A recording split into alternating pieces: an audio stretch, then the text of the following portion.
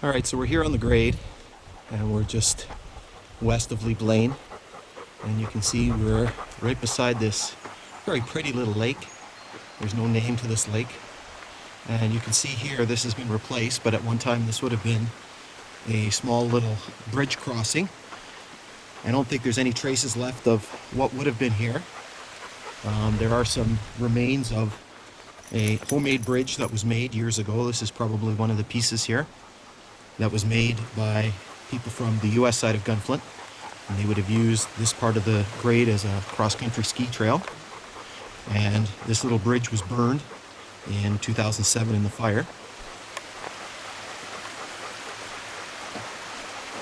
Once again, it gives you an idea of the geography of the area. Very picturesque.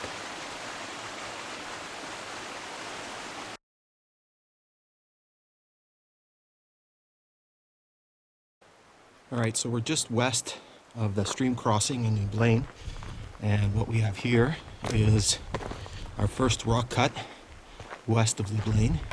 It's not a particularly long rock cut, but it's fairly high. You can see the iron content in the rocks, the red rust. You can see this cut is approximately 15 to 20 feet high.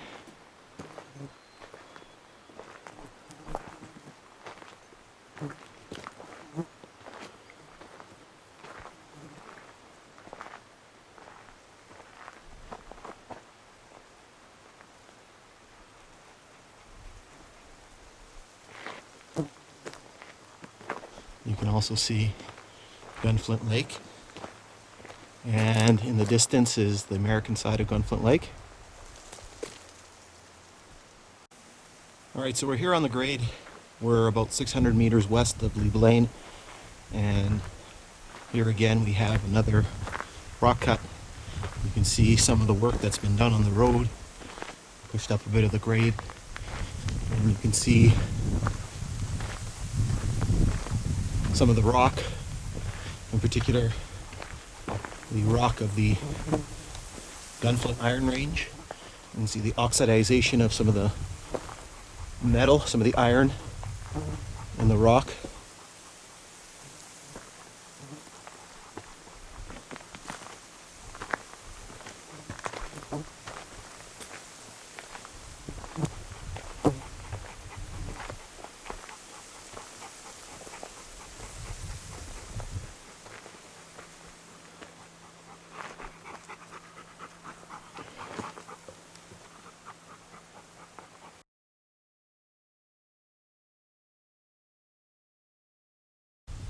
Alright, so we're west of Leap Lane. You can see the grade stretching back that way. And what we've got here is another embankment. Seems like it's a fairly low area. You can see the burnt trees from the forest fire. And you can see all the rock fill that has been deposited inside this low area to form the grade here.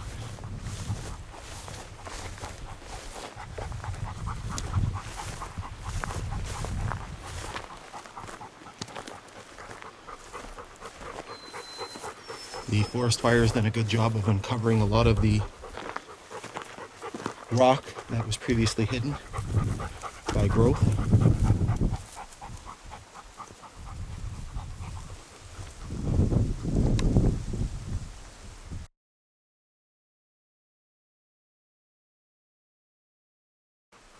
Alright, so we're here about 1.5 kilometers west of Leap Lane, and we're entering another rock cut.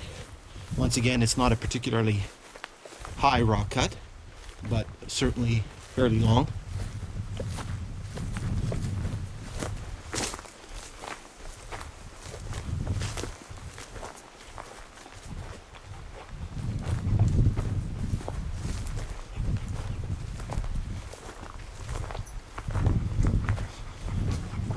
See the height of this rock cut. It's probably in the neighborhood of about 10 feet.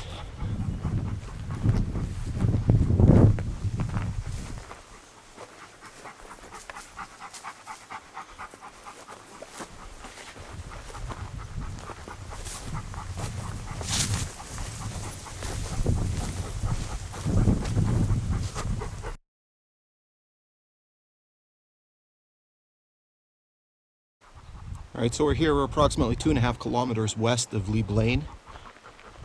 And in this location here we have another example of some of the rock work that was done. This is a little embankment. You can see that it's a fairly low area. The ground's probably a little bit swampy here. But you can see a lot of the blasted material from the rock cuts that we've walked through has been deposited in here. You can see it sitting on the sides of the grade. You can see it beneath the middle of the grade as well. As you can also tell, it is very, very warm today. It's approximately 1 o'clock. Forecast calls for 30-degree temperatures.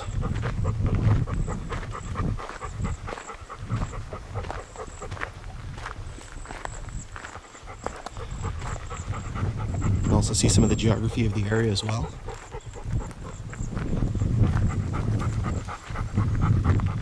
Now, one of the positive side effects of the scraping of the grade that's been done is this. I've never seen so many spikes in one trip before. There's this pile here, and you can see there's quite a number of spikes in this pile. There's another pile just slightly ahead, and all along the route there are piles of spikes or individual spikes lying here, there, and everywhere.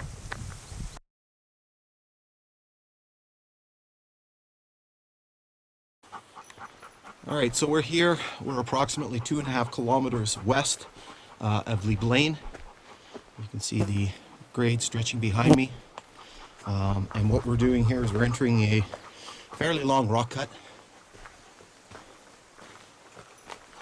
Unfortunately, they've done a little bit of road work in here, and they've messed up a bit of the drainage in this cut. But you can see the height of the cut. Fairly tall.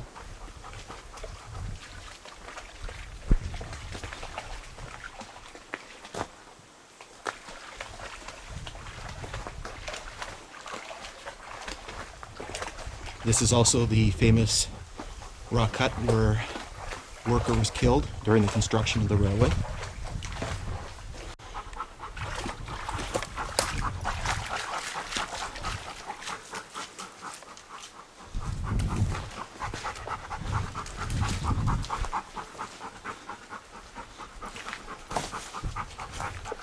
Once again, this rock cut, like all the other ones, would have been taken care of by hand drilling holes through the rock and filling them with dynamite to blast them.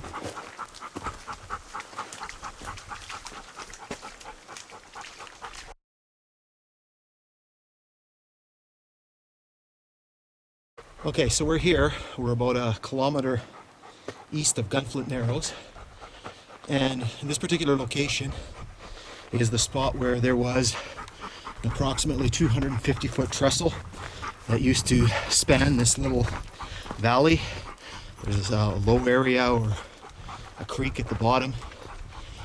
The eastern side here is very difficult to see. I think it was partially obliterated by some of their work here. You can see the rock here has been cut, and then the opposite side is located right in here. So that is the opposite, or the western side of this, where this trestle would have been. You can see that it was fairly high. Probably would have been sitting at least 30 feet above the level of the wet area or the creek. I tried to walk through the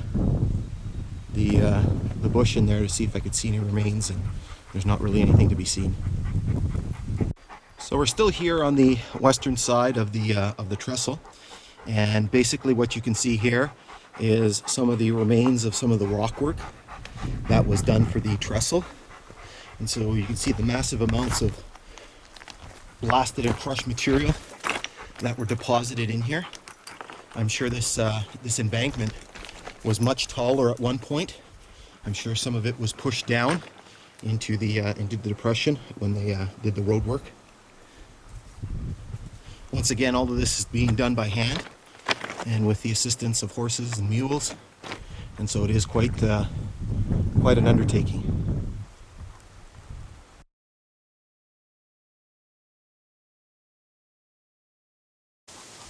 Okay, so we're about a kilometer east of Gunflint Narrows, and what we're on is a little abutment, if you will.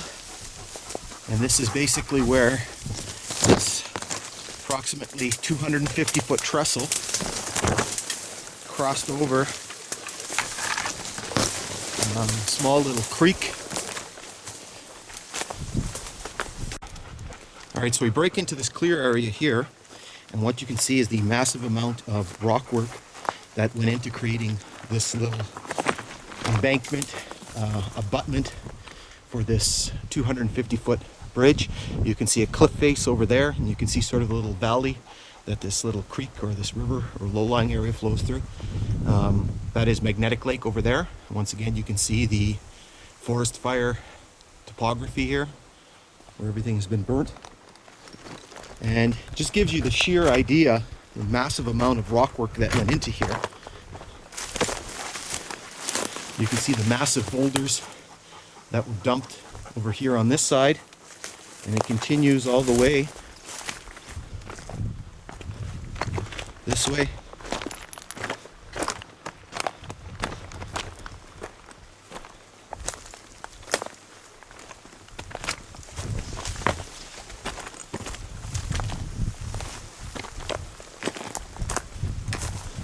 I've seen this piece of wood before, and it appears to me that this might be remnants of a piling from the bridge. And you can see the last little pieces here of the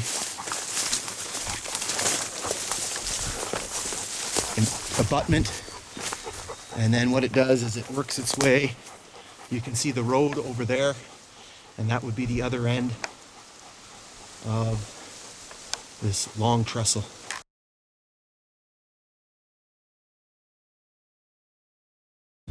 All right, so we're just slightly west of the trestle crossing, and you can see what we're in here is not a very tall, but a fairly long rock cut.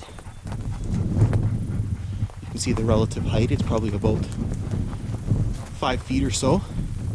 You can see there's a slight bit cut on the south side. Most of the cutting is on the north side.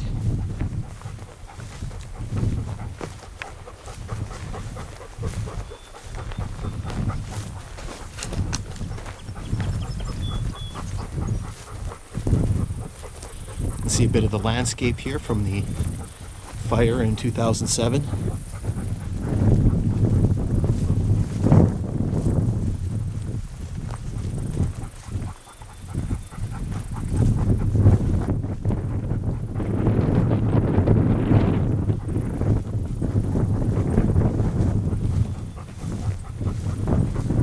See the American side of Gunflint in the distance.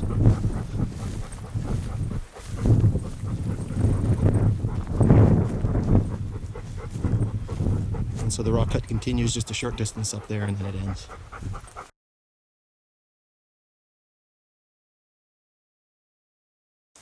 Alright, so we're here. We're about 800 meters east of Gunflint Narrows. You can see Gunflint Lake over there in the distance. And that's the far side is the American side. And so what we've got here is we have a little embankment, a rock embankment. You can see some raspberries are in season. So you can see a lot of this crushed rock that they would have blasted and dumped into this little depression to make this embankment. Now remember, this was all done by hand. We've used mules and horses as well.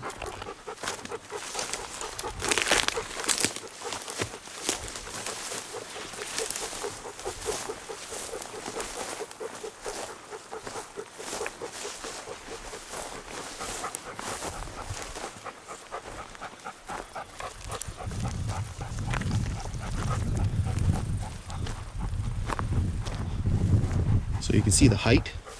It's probably at least about 10 to 15 feet up above the ground.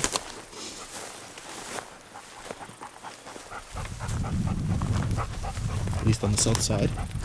You can see the existing road is down there.